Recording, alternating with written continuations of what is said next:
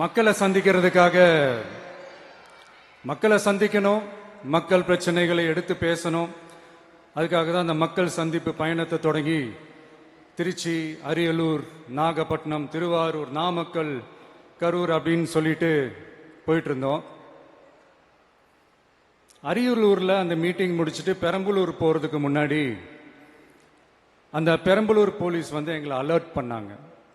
சரிங்க, கூட்டம் கொஞ்சம் ஜாஸ்தியா இருக்கு, லேட் ஆயிடுச்சு, வராதீங்க அப்படின்ட்டு. So we had no choice. Police சொன்னால் நம்ம அதை ஒபே பண்ணி தானே ஆகணும். அதே நேரத்தில் பெரம்பலூர் மக்களோட அந்த சேஃப்டியும் மைண்டில் எடுத்துக்கிட்டு ஒரு மன வலியோடவே திரும்ப போயிட்டோம். அதுக்கப்புறம் பெரம்பலூர் தொகுதி மக்களுக்கு மன்னிப்பும் கேட்டோம்.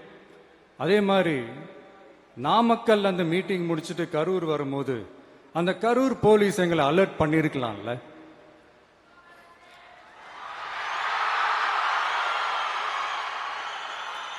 இல்லை சார், இங்க எதிர்பார்த்ததை விட கொஞ்சம் கூட்டம் அதிகமா இருக்கு, கண்ட்ரோல் பண்ண முடியல, வராதீங்க. அண்ட் போலீஸ் நினைச்சா அவங்க அந்த மீட்டிங்கே கேன்சல் பண்ணலாம். ஏதோ தப்பா இருக்கு, ஏதோ தப்பா தோணுது அப்படின்னு நினைச்சிட்டாலே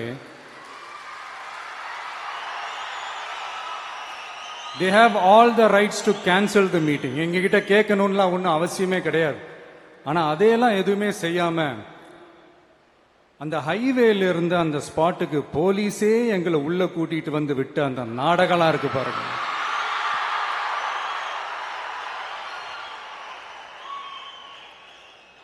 நம்பிட்டேங்க, முழுசா நம்பிட்டேன். அன்னைக்கு இருந்த அந்த கரூர் போலீஸ் பேசும்போது தேங்க்ஸ்லாம் சொன்னேன் அவங்களுக்கு. எனக்கு தெரியாது இப்படி ஒரு நாடகம் நடக்கும்.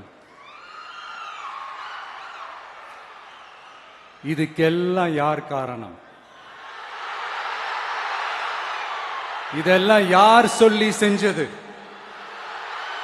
இப்படி பண்ணுங்க, அப்படி பண்ணுங்க, சப்போஸ் அப்படி நடந்தா இப்படி பண்ணுங்க, சப்போஸ் இப்படி நடந்தா இந்த மாதிரி இன்ஸ்ட்ரக்ஷன்ஸ்லாம் கொடுத்து அந்த பிரஷர் போடுறது யாரு?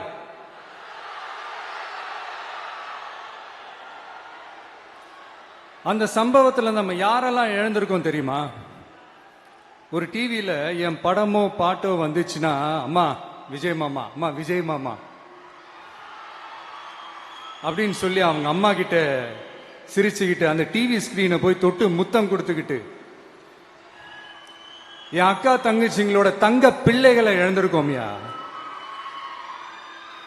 மழலை கூட சரியா வராதப்போ ஒரு பேப்பர் மேகசின்ல என் போட்டோவை பார்த்தா அது சிரிச்சுக்கிட்டு அந்த கள்ளங்கபடம் இல்லாத அந்த சிரிப்பு, அந்த கடவுள் மாதிரி இருக்கிற அந்த பச்சை பிள்ளைங்களை இழந்திருக்கோம்யா. என் அக்கா தங்கச்சி, அண்ணன், தம்பி, குடும்ப உறவுகளை இழந்து அந்த வலியோட இருக்கிற என்ன நீங்க ஏளனமா பேசுறீங்களா? என் மேல பழிய தூக்கி போடுறீங்களா? இப்படி ஒரு சம்பவம் நடந்துருச்சு. இது ஏன், எதனால, அதுக்கான பின்னணி என்னன்ட்டு அந்த வலியோட வீட்டுல உட்கார்ந்துட்டு இருக்கிற ஓடி ஒளிஞ்சிட்டான் வர சொல்றீங்களா? வாயின்னு முன்னிருந்தா என்ன வேணாலும் பேசுவீங்களா?